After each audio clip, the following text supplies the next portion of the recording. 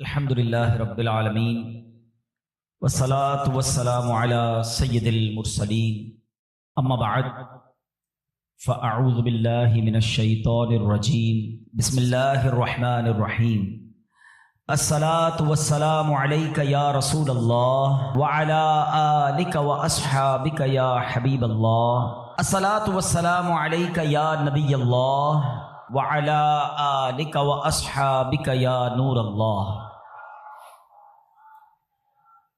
میرے پیارے اسلامی بھائیوں، یاد رہے کہ دنیا سے جانے والوں کو یاد رکھنا چاہیے۔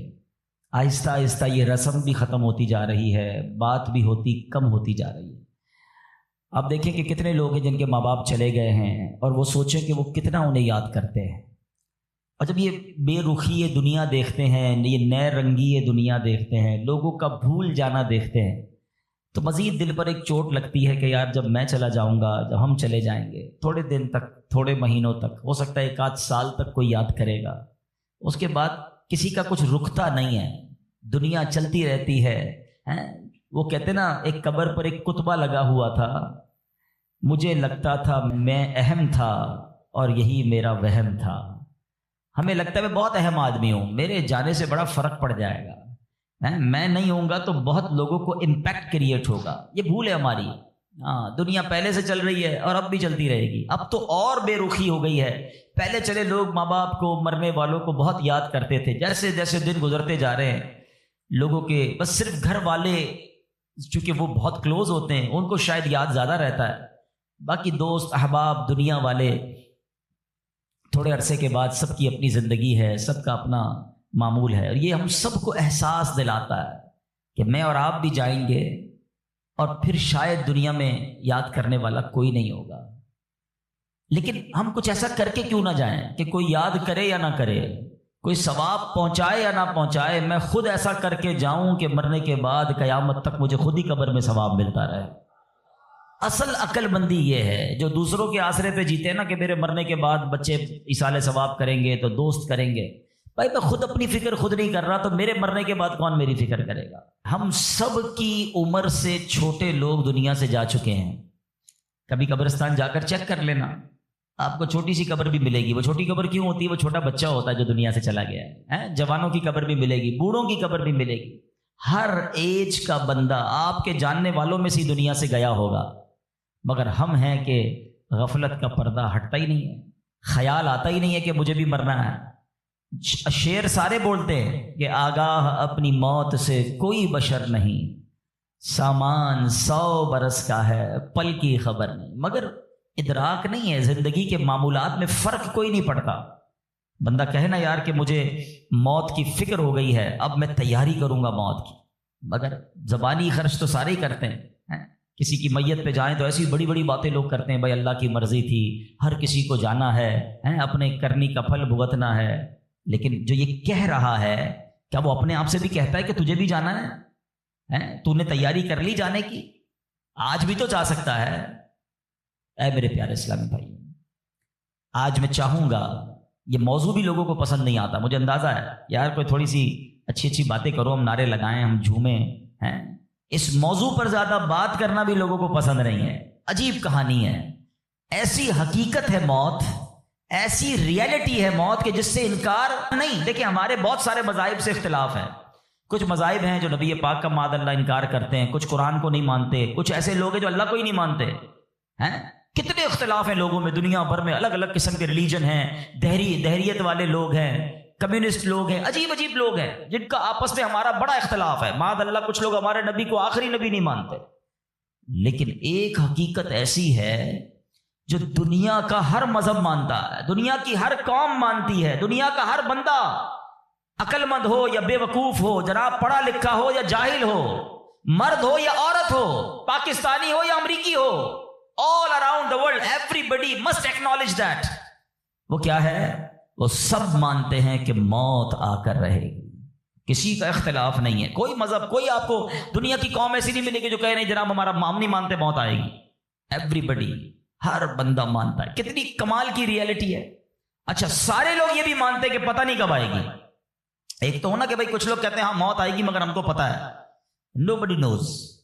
کسی کو بھی نہیں پتا کب آئے گی، یہ پتہ ہے آئے گی اور بچ کوئی نہیں سکتا. یہ ایسی ریئلٹی ہے، مگر پھر بھی اس پر بات کرنے کے لیے کوئی تیار نہیں ہے. ذرا 4 دوست مل کر موت پہ بات کرے کہ یار کوئی اور بات کرو یار.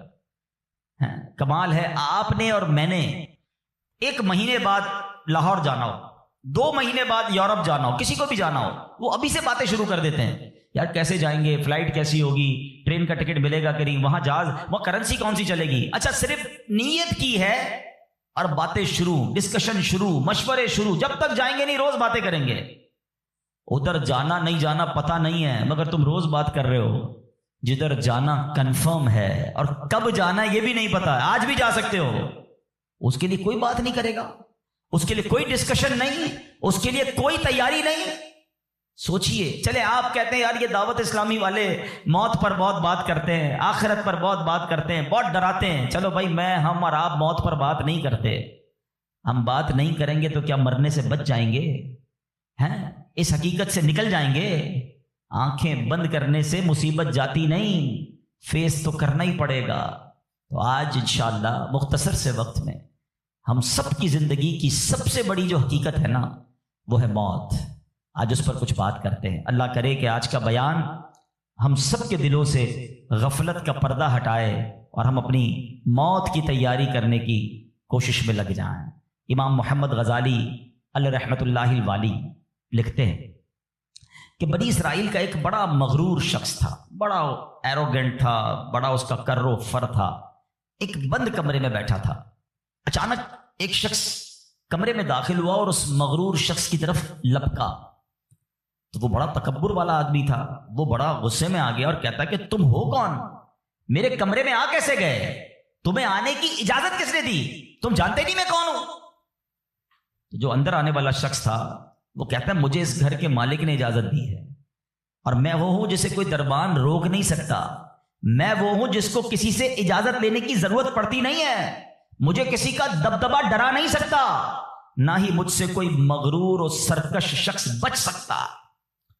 اب جیسے ہی یہ باتیں سنی نا تو مغرور شخص جو تھا وہ ڈرنے لگا، وہ کانپنے لگا، وہ گھبرا گیا.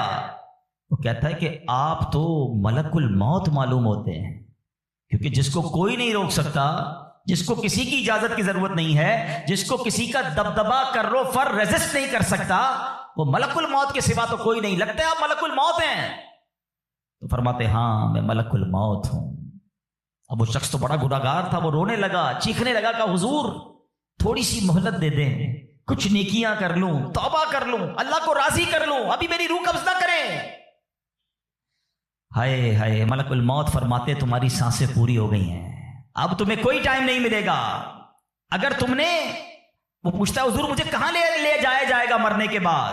فرمایا اس مقام پر جہاں تو نے اعمال بھیجے ہیں، اس گھر کی طرف جو تو نے تیار کیا ہے. وہ شخص کہے گا حضور میں نے تو کوئی گھر تیار نہیں کیا، کوئی نیکی آگے نہیں بھیجی. ملک الموت فرماتے ہیں پھر تمہیں بھڑکتی آگ کی طرف لے جایا جائے گا، جہاں تمہارے گوشت پوشت وہ آگ نوچ لے گی. یہ کہہ کر ملک الموت نے اس شخص کی روح کو قبض کیا. اس کے پورے گھر میں کوہرام مچ گیا، گھر والے رونے لگے.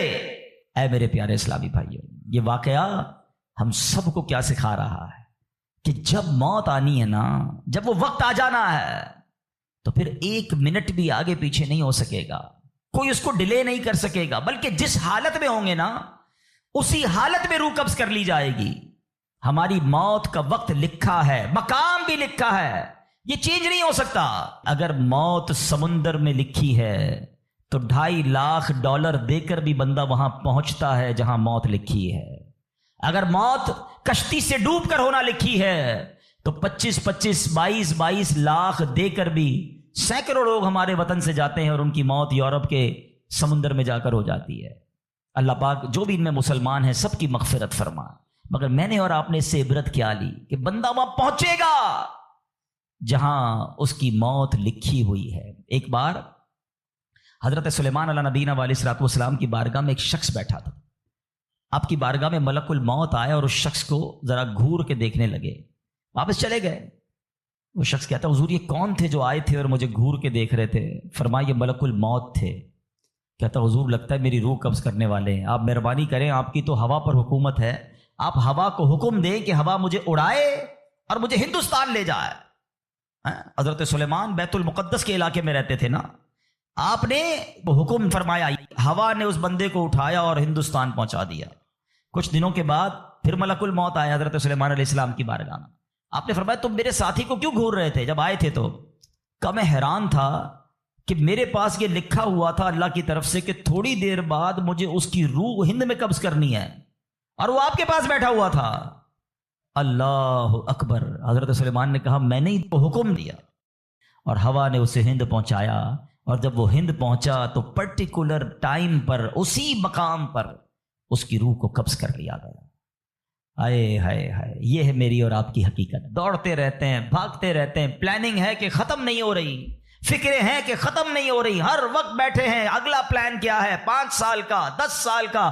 ایک دکان ہے تو 2 دکانیں, ایک گھر ہے تو 2 گھر, بڑا گھر, ہوادار گھر ہے, نوکری ہے تو کاروبار کرنا ہے, ملک سے باہر جا کر جناب پیسے کمانے, یہی سوچ ہے بس. اس پورے شیڈول میں موت کہاں ہے؟ اس پوری تیاری میں موت کہاں ہے؟ ایک دن ہوگا کہ اچانک اچک لیے جائیں گے. سیٹھ جی کو فکر تھی ایک کے 10 کیجئے, موت آ پہنچی کہ حضرت جان واپس کیجئے. اور آپ کو پتا ہے جس عالم میں میں اور آپ ہوں گے, بڑی میں اہم بات کرنے جا رہا ہوں. یہ آپ نے دیکھا نا کہ حضرت سلیمان نے حکم فرمایا تو ہند پہنچا, کوئی کشتی میں تھا اس کی موت وہاں تھی, کوئی سمندر پانی کے اندر ہزاروں فیٹ نیچے جانا تو اس کی موت وہاں لکھی تھی. اس کا مطلب تو یہ ہوا کہ میں کہیں بھی کسی بھی مقام پر مر سکتا ہوں, میری موت پتہ نہیں کہاں لکھی ہے. اب ذرا غور کیجئے, ہم سب پتہ ہے کیا چاہتے ہیں کہ موت کے وقت ہم سجدے میں ہوں. چاہتے ہیں نا اللہ کرے اللہ کے گھر میں موت آئے, کلمہ پاک پڑھتے ہوئے موت آئے, تلاوت قرآن کرتے ہوئے موت آئے, نبی پاک پر درود پڑھتے ہوئے موت آئے, اللہ ایسا کرم کر دے کہ مدینہ منورہ میں موت آئے, گنبد خضرا کے سامنے موت آئے. یہی تصورات ہے نا, ایک مسلمان چاہتا یہی ہے کہ یار موت آئے تو کسی اچھے عالم میں ہو, کسی بڑی خوبصورت باوضو نیکی کرتے کرتے دنیا سے جاؤں. تمنا تو سب کی یہ ہے. اچھا مجھے ایک بات کا جواب دیں, یہ کیسے ممکن ہے کہ کوئی بندہ صبح سے شام تک نماز نہ پڑھے اور کہے موت سجدے میں آئے, صبح سے شام تک مسجد میں نہ آئے اور تمنا یہ کر رہا ہے کہ مسجد میں موت آئے, باوضو رہتا ہی نہیں ہے تو کیسے امید رکھ رہا ہے کہ باوضو موت آئے, قرآن کھول کر پڑھتا ہی نہیں ہے تو کیسے امید کر رہا ہے کہ تلاوت کرتے کرتے موت آئے. جو صبح و شام گالیاں دیکھتا ہے کیا اس کو ڈر نہیں لگتا کہ گالی دیتے دیتے موت آ سکتی ہے؟ جو شراب پیتا ہے اس کو ڈر نہیں لگتا کہ شراب کے نشے میں موت آ سکتی ہے؟ جو بدکاری کرتا ہے اس کو ڈر نہیں لگتا کہ بے حیائی اور بدکاری کرتے ہوئے موت آ سکتی ہے؟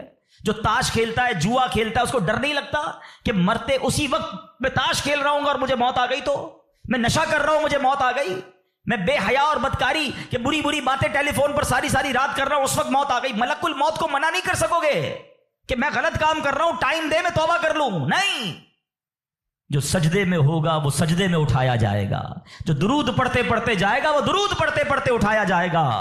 سوچے وہ جو شراب میں جائے گا, نشے میں جائے گا, ادھر کیسے اٹھایا جائے گا؟ اب اس کا آسان حل پتہ ہے کیا ہے؟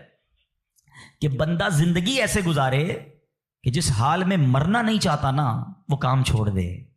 عقل مندی یہ ہے کہ اپنے دن کا شیڈیول ایسا بنائے کہ میں وہ کام ہی نہ کروں جس میں مرنا نہیں چاہتا, ورنہ میں روک نہیں سکوں گا موت کو. آپ چاہتے ہیں اچھی موت ہو؟ میں بتاتا ہوں کس کی اچھی موت آ سکتی ہے.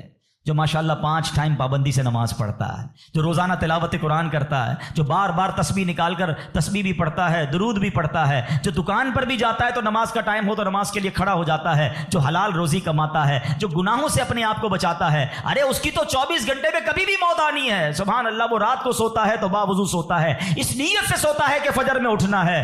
رات کو بھی جائے گا تو انشاءاللہ شہید کا مرتبہ پائے گا. دن میں کسی وقت موت آئے گی تو کوئی اچھا ہی کام کر رہا ہوگا نا. اب آپ سوچ لیں کس عالم میں مرنا ہے. اچھا ایک اور دل پر چوٹ کرنے والا جملہ سن لو. کون کون چاہتا ہے مرتے وقت زبان پر کلمہ طیبہ جاری ہو؟ ہائے ہائے, فضیلت پتہ ہے کیسی ہے؟ حدیث پاک میں آتا ہے جس کی زبان پر, حدیث کا مضمون ہے, آخری کلمہ لا الہ الا اللہ ہوگا, دخل الجنہ, وہ جنت میں داخل ہو جائے گا. ہم ہر مسلمان چاہتا ہے. ٹھیک ہے, آپ سب نے ہاتھ اٹھایا کہ آپ سب چاہتے ہیں مرتے وقت کلمہ پاک زبان پر ہو. اب ہاتھ نہیں اٹھانا, آپ سے پوچھ رہا ہوں, اپنے آپ سے پوچھ رہا ہوں, آج پورے دن میں کتنی بار کلمہ پڑھا ہے؟ اس پورے ہفتے میں کتنی بار کلمہ پڑھا ہے؟ عجب کہانی ہے ہماری، یقین کریں عجب کہانی ہے. مرتے وقت سب کو کلمہ چاہیے، زندگی میں کلمہ پڑھنے کا ٹائم نہیں ہے. اللہ اکبر. سکرات کو جانتے ہو کیسا ہوگا؟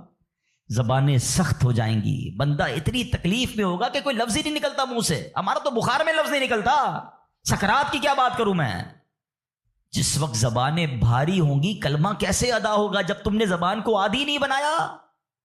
ہاں، ایک بزرگ کا بڑا پیارا کال میں نے سنا تھا، وہ فرماتے ہیں اپنی زبان کو کلمے کا عادی بناؤ، جس وقت سکرات کا عالم ہوگا زبان بھاری ہوگی اس وقت بھی کلمہ جاری ہو جائے گا. مبارک ہونے جو روز کلمہ پاک کم از کم ایک تسبیح تو پڑھ لیا کرے یار. 100 بار کلمہ پڑھنے میں دیری کتنی لگتی ہے. کلمہ پاک اچھا افضل الذکر حدیث پاک میں کہا گیا سب سے بہترین ذکر جو ہے وہ لا الہ الا اللہ ہے. کتنا کرتے ہیں ہم؟ سوچے نا ہم اب اپنے آپ کو کتنا دور رکھے ہوئے ہیں اپنی موت کی تیاری سے، اپنی آخرت کی تیاری سے، اپنی قبر کو روشن کرنے کی تیاری سے. نہ کریں میرے پیارے اسلامی بھائیوں ایسا. صرف دنیا نہیں ہے، ہم اس دنیا میں آئے ہیں نا. قرآن کہتا ہے، سورہ ملک پڑھتے رہتے ہو نا، قرآن میں رب کیا فرماتا ہے؟ الذی خلق الموت والحیات لیبلوکم ایکم احسن عملا. اللہ اکبر. اس میں کیا فرمایا رب نے؟ جس نے موت اور زندگی پیدا کی کہ تمہاری جانچ ہو کہ تم میں کس کا کام زیادہ اچھا ہے. میں اور آپ جو آئے نا دنیا میں، واٹ از دا ریزن؟ موت اور زندگی کو پیدا کرنے کا مقصد یہ ہے کہ چیک کیا جائے کون اچھے کام کر کے آتا ہے. یعنی آسان لفظوں میں ہم سب کو امتحان کے لیے بھیجا گیا ہے. ہم اس دنیا میں آئے ہیں، ہمارا ٹیسٹ ہو رہا ہے.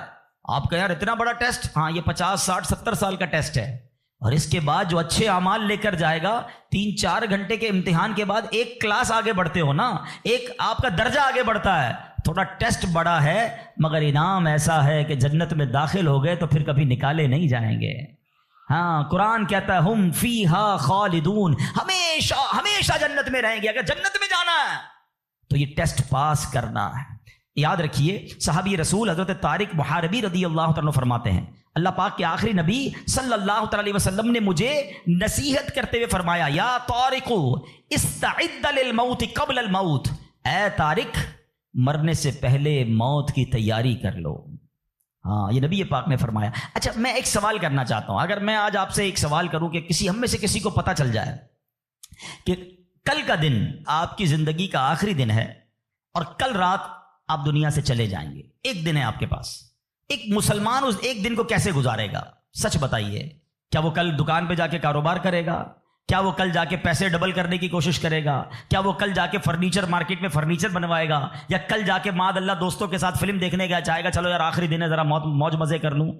یہ کیا کرے گا؟ اگر عقل مند مسلمان ہوا تو ایک دن ہے تو مسجد میں گزارے گا، تلاوت میں گزارے گا، توبہ میں گزارے گا، ذکر و اذکار میں گزارے گا، ہیں اللہ پاک سے معافی میں گزارے گا، کیونکہ آخری دن ہے.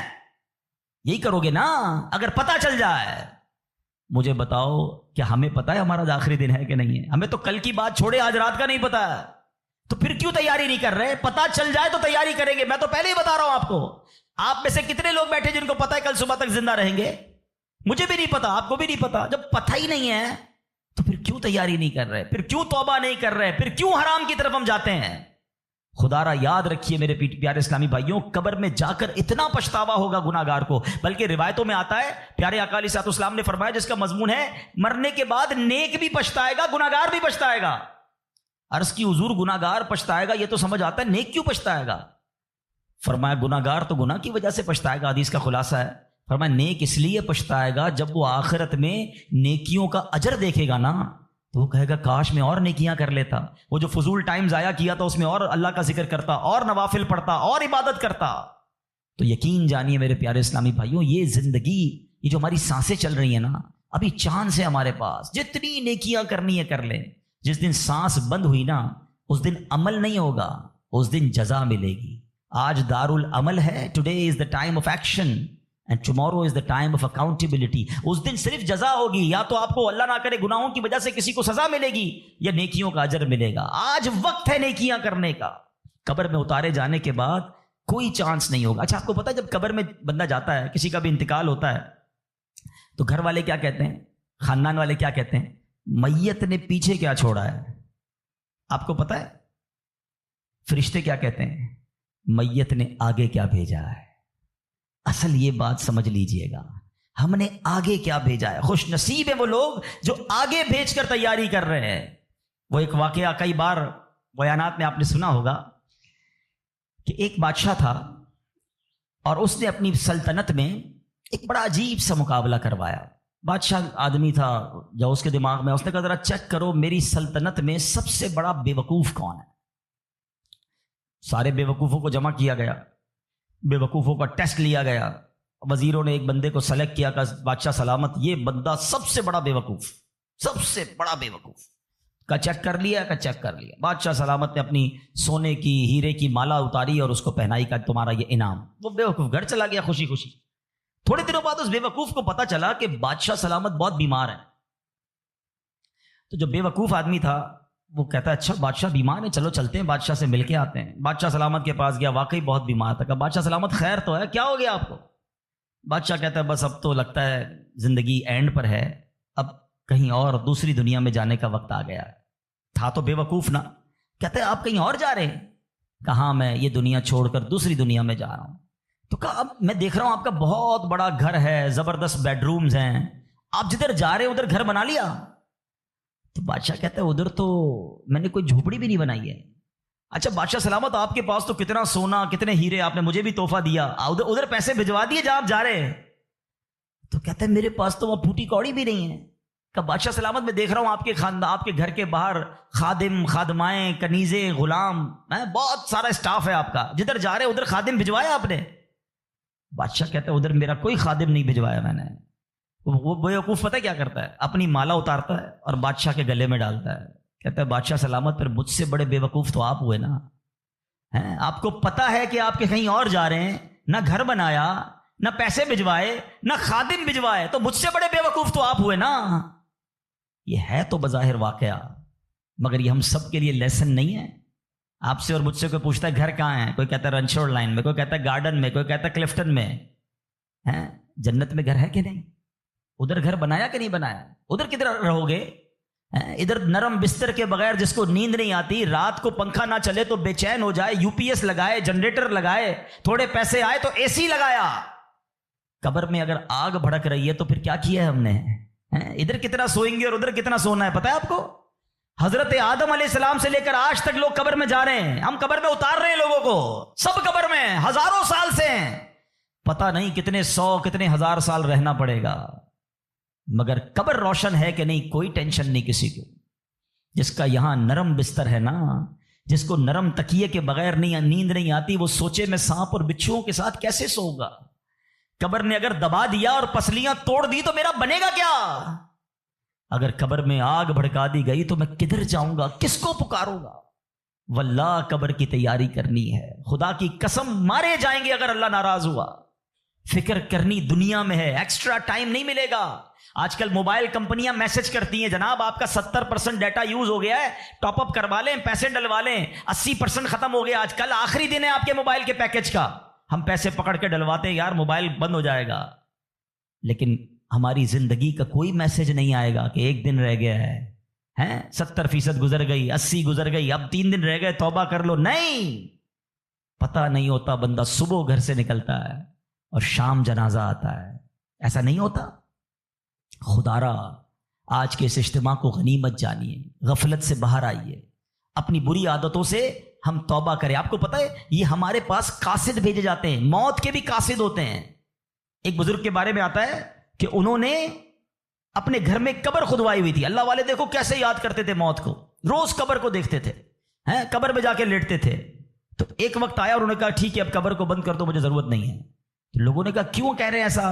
تو انہوں نے فرمایا کہ میں قبر کا یہ تابوت اس لیے رکھا ہوا تھا کہ میں دیکھتا تھا تو مجھے آخرت یاد آتی تھی. اب میری داڑھی میں سفید بال آ گیا ہے، اب یہ سفید بال مجھے موت کی یاد دلاتا رہے گا.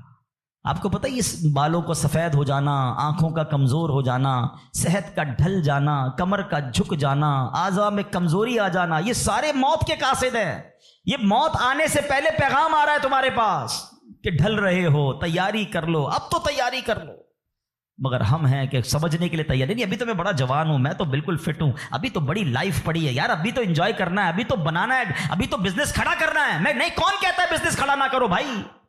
مگر اس تمام شیڈول میں موت کو بھی تو لے کر آؤ نا، کہ چلا گیا تو ادھر کیا ہوگا، ادھر میرا کیا بنے گا۔ ایک حدیث پاک ہے، حدیث پاک کا مضمون ہے کہ مرنے کے بعد بک آف ڈیڈ، اعمال کلوز ہو جائے گا، ٹھیک ہے، سوائے 3 چیزوں کے۔ اب آج یہ پلان کرنا ہے، آج اگر بیٹھے ہو نا تو کوئی پلاننگ لے کے جاؤ۔ آقا فرماتے مرنے کے بعد اعمال بند سوائے 3 چیزوں کے۔ فرمایا نمبر 1، انسان کوئی ایسا علم چھوڑ کر جائے کہ اس کے بعد اس علم سے فائدہ اٹھایا جائے۔ سبحان اللہ، علماء دیکھیں کیا کمال کی شخصیات ہیں، طالب علم چھوڑ کے جاتے ہیں، اپنی کتابیں بھی چھوڑ کے جاتے ہیں، بخاری شریف، ترمذی شریف، نسائی شریف، ہدایہ شریف، اور آئے تو جناب اعلیٰ حضرت امام اہل سنت کے فتاوی رضویہ، بہار شریعت، صدر الشریعہ کی کتابیں سینکڑوں سال سے لوگ پڑھ رہے ہیں، وہ بزرگ چلے گئے دنیا سے۔ سبحان اللہ، ہر کتاب چھپ رہی ہے، تفسیر چھپ رہی ہے، حدیثوں کی کتابیں چھپ رہی ہیں، اور علماء کو ثواب مل رہا ہے۔ یہ پہلا آپشن تھا، غور سے میری بات سنیے گا، شاید جتنے یہاں بیٹھے نا ہم اس پہلے آپشن میں ہمارا حصہ نہ ہونے کے برابر ہے، 3 میں سے 1 تو چلا گیا ہمارے ہاتھ سے۔ میں اس کا حل بتاتا ہوں کہ ہم پہلے آپشن میں کیا کر سکتے ہیں، میں بعد میں بتاتا ہوں۔ اب آ جائیں دوسرا آپشن، مرنے کے بعد مجھے ثواب کنٹینیو کیسے مل سکتا ہے۔ آقا علیہ الصلوۃ والسلام نے فرمایا نیک اولاد، جو کہ مرنے کے بعد اپنے والدین کے لیے دعا کرے، ان کے لیے نیکی پہنچانے کا اگر وہ انتظام کرنے والی ہے تو فرمایا یہ اولاد کی وجہ سے اسے قبر میں ثواب ملتا رہے گا۔ اور تیسرا آپشن میرے آقا نے فرمایا صدقہ جاریہ، کہ بندہ اپنے ہاتھوں سے کوئی ایسا کام کر جائے کہ قیامت تک جو ہے اس صدقے کی وجہ سے اسے نیکیاں ملتی رہیں۔ اب ان تینوں آپشن میں ہم کیا کر رہے ہیں، اب یہ سوچنا ہے۔ میں آپ کو مشورہ دیتا ہوں، پہلا آپشن کیا ہے، علم دین۔ ہم میں سے بہت سارے علماء بن نہیں سکے، مگر اپنے گھر میں ایک عالم تو بنا سکتے ہیں نا۔ دعوت اسلامی الحمدللہ جامعۃ المدینہ بناتی ہے، دنیا بھر میں بناتی ہے۔ آپ عالم بنیں یا اپنے بچوں کو عالم بنائیں۔ آپ کو لگتا ہے یہ بھی نہیں ہو پا رہا تو کم از کم میرا حصہ ہونا چاہیے، علم دین سے بھی مجھے ثواب ملنا چاہیے، تو پھر عالم دین کی خدمت گار بن جائیں آپ۔ اس طرح کے مدارس، جامعات جو دعوت اسلامی بنا رہی ہے، بنانے میں یا اس کو چلانے میں اپنا حصہ ملائیں، تاکہ یہ جو دین کا کام کریں گے مجھے وہاں سے بھی مرنے کے بعد ثواب ملتا رہے۔ پہلا آپشن۔ دوسرا، نیک اولاد۔ یہ آج کے دور میں ہے بڑا مشکل، لیکن اپنی اولاد کو ہمیں نیک بنانا ہے، کیونکہ یہ مرنے کے بعد میرے لیے یہی انشاءاللہ دعاؤں کا ذریعہ بنے گی، صدقہ جاریہ کا باعث بنے گی۔ تو دعوت اسلامی کے مدارس المدینہ ہیں، جامعۃ المدینہ ہیں، اس میں اپنے بچوں کو داخل کروائے کہ بچہ حافظ بن گیا، عالم بن گیا تو انشاءاللہ مرنے کی بچیاں اپنے گھر کی اسلامی بہنوں کو عالمہ بنائیں، تو انشاءاللہ یہ ہمارے لیے صدقہ جاریہ کا باعث بن جائے گا۔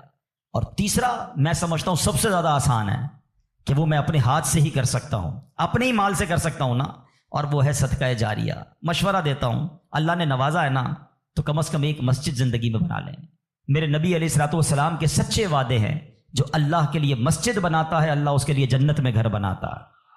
ہاں، یہ وہ صدقہ جاریہ ہے، بندہ چلا جائے دنیا سے ثواب ملتا رہے گا۔ اچھا، اگر پوری مسجد نہیں بنا سکتے، مسجد میں حصہ ملا دیں۔ دعوت اسلامی تو پوری دنیا میں بنا رہی ہے نا، تو یہ تینوں آپشن جو مرنے کے بعد کام آنے والے ہیں۔ اچھا، صرف مسجد نہیں، یتیم خانہ دعوت اسلامی بنا رہی ہے، شجر کاری پورے پاکستان میں کر رہے ہیں، کتنے نیکی کے کام دعوت اسلامی کر رہی ہے، صدقہ جاریہ وہ کر جائیں تو انشاءاللہ مرنے کے بعد وہ ہمیں قبر میں ملتا رہے گا۔ تو بہرحال اللہ کرے کہ آج کے اس اجتماع میں میں اور آپ یہ سوچنے میں کامیاب ہو جائیں کہ مجھے مرنا ہے، اور مرنے کے بعد مجھے قبر میں پھنسنا نہیں ہے، میں کچھ ایسا کر کے جاؤں کہ قبر میں بھی خوشحال رہوں، ادھر بھی نبی پاک کے جلوے ہوں، ادھر بھی میری قبر جنت کا باغ بن جائے۔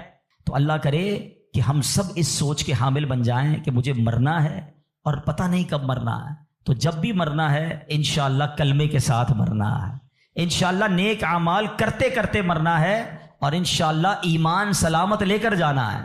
تو اس کے لیے زندگی اچھی گزارنی ہوگی۔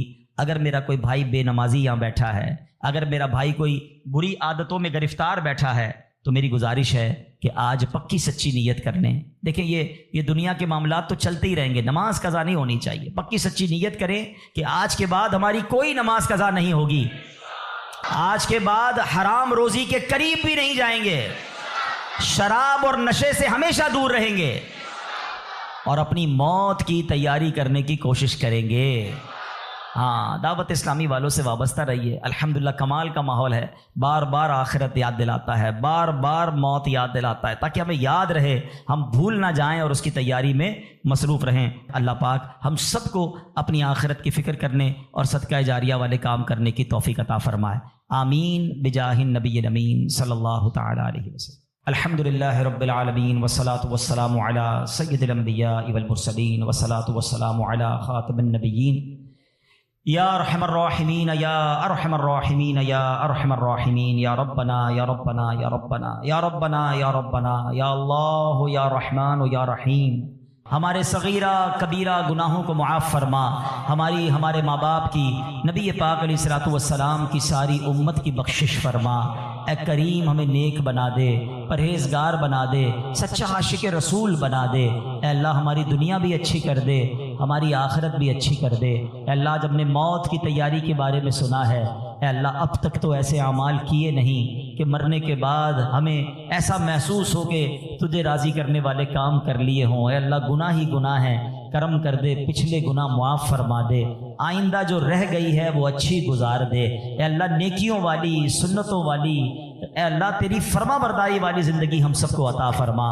حرام بولنے سے بچا لے، حرام دیکھنے سے بچا لے، حرام سننے سے بچا لے، حرام کھانے سے بچا لے، اپنے پسندیدہ بندوں میں ہمیں شامل فرما لے۔ اے اللہ مرنا تو ہم نے ہے ہی، یہ ہمارا ایمان بھی ہے، ہم مانتے بھی ہیں، مگر مولا تیرے دربار میں دعا ہے کہ مرتے وقت اے اللہ ہمیں مدینے پہنچا دینا۔ اے اللہ جب تک زندہ رہیں اے اللہ تیرے در کے سوا کسی کا محتاج نہ کیجیو۔ زندگی کی آخری نماز جو پڑھیں وہ مسجد نبوی میں کھڑے ہو کر ادا کریں، اور اے رب کریم پھر آقا کے جلووں میں، آقا کے قدموں میں، نبی پاک کے دیدار کرتے ہوئے ایمان اور عافیت والی ہمیں مدینے والی موت نصیب فرما۔ نجم کی اے خدا آرزو ہے یہی، عاشق زار کی آبرو ہے یہی، موت کے وقت سر ان کے قدموں میں ہو، دید ہوتی رہے دم نکلتا رہے، دید ہوتی رہے دم نکلتا رہے۔ ہے تمنا عطار یا رب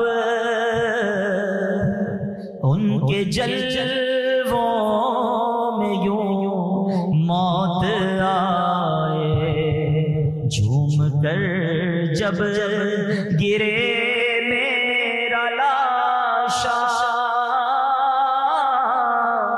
تھام لے بڑھ کے شاہ مدینہ۔ اے کریم مولا ہمیں ایمان والی موت عطا فرما، لمحہ بھر بھی ہمارا ایمان ہم سے دور نہ ہو۔ اے پروردگار ہمیں ایمان کی استقامت نصیب فرما دے۔ اے اللہ جتنے بیمار ہیں انہیں شفا عطا فرما، قرض داروں کے قرضے اتر جائیں، بے اولادوں کو نیک اور صالح اولاد عطا فرما۔ اے اللہ روٹھوں کو منا دے، بچھڑوں کو ملا دے۔ اے کریم اے پروردگار تو سب کے نام بھی جانتا ہے، کام بھی جانتا ہے۔ اے اللہ سب کی جھولیاں بھر دے، سب کی مرادیں پوری کر دے۔ اے پروردگار عالم تیرے خزانوں میں کمی نہیں، جو تڑپ رہے ہیں انہیں کعبہ دکھا دے، جو مچل رہے ہیں انہیں مدینہ دکھا دے۔ اے اللہ جلدی جلدی حرمین طیبین کی حاضریاں ہم سب کو نصیب فرما۔ اے اللہ با عافیت، با ذوق اور مقدس اور مقبول حاضریاں ہم سب کو نصیب فرما۔ اے اللہ حضرت یونس علیہ السلام نے مچھلی کے پیٹ کے اندھیرے میں جن الفاظ کے ذریعے تجھے پکارا تھا، ہم بھی تجھے پکارنے جا رہے ہیں۔ اے اللہ گناہوں کے اندھیرے سے نکال کر نیکیوں کے نور میں داخل فرما دے، غموں کے اندھیرے سے نکال کر خوشیوں کے نور میں داخل کر دے۔ اے اللہ ہمیں ظلمت سے نکال کر ہمیں نور میں داخل کر دے۔ آئیے مل کر پڑھیے لا الہ الا انت سبحانک انی کنت من الظالمین، لا الہ الا انت سبحانک انی کنت من الظالمین، لا الہ الا انت سبحانک انی کنت من الظالمین۔ اے رب کریم ہمارے وطن عزیز پاکستان کی خیر فرما، اندرونی بیرونی سازشوں سے محفوظ فرما۔ اے اللہ ہماری دعوت اسلامی کو ترقیاں اور عروج عطا فرما۔ قبلہ امیر اہل سنت، تمام علماء اور مشائخ اہل سنت کا سایہ ہمارے سروں پر تا دیر قائم و دائم فرما۔ اے پروردگار ہماری محبتوں کو سلامت رکھ، ہماری نسبتوں کو سلامت رکھ۔ اے پروردگار مالک کریم ہم تیرے بندے ہیں، عاجزی کے ساتھ تیرے دربار میں مانگ رہے ہیں، ہمیں تو مانگنا بھی نہیں آتا۔ اے اللہ ہم سب کی بخشش فرما دے، ہم سب کو نبی پاک کا جنت میں پڑوس نصیب فرما دے۔ وَأُفَوِّضُ أَمْرِي إِلَى اللَّهِ إِنَّ اللَّهَ بَصِيرٌ بِالْعِبَادِ۔ یا اول الاولین یا آخر الآخرین یا ذی القوة المتین یا راحم المساکین یا ارحم الراحمین ارحمنا نحن الفقراء والمساکین ارحمنا نحن الفقراء والمساکین اللهم رب یسر ولا تعسر وتمم لنا بالخیر یا فتاح وبک نستعین ربنا تقبل منا انك انت السمیع العلیم وتب علینا یا مولانا انك انت التواب الرحیم ببرکۃ ان اللہ وملائکته يصلون على النبی یا ایها الذین آمنوا صلوا علیہ وسلموا تسلیما اللهم صل علی سیدنا ومولانا محمد طب القلوب ودوائها وعافیة الابدان وشفائها ونور الابصار وضیائها وعلى آلہ وصحبہ وبارک وسلم. جب دم واپسی ہو یا اللہ سامنے ہو روضہ رسول اللہ اور لب پہ ہو لا الہ الا اللہ